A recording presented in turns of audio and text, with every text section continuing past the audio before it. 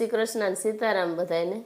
આપણે માલવેલની ઘોડી પછી તો કે નલ પાણીની ઘોડી આવે, તો એ ઘોડી છે એ પણ કઠિન છે કે એ ઘોડી છે ત્યાં આમ કે પગથિયા આવે, પગથિયા એકદમ ઉપર ચડવા પછી નીચે ઉતરવા। તો તમે જોઈ શકો છો કે આ બધા હાલી રહ્યા છે અને ત્યાં પણ એટલી જ ભીડ હતી છતાં પણ બધા શાંતિથી ચાલી રહ્યા છે અને આપણે પોલીસ કર્મચારીઓની વ્યવસ્થા પણ ખૂબ જ સરસ હતી।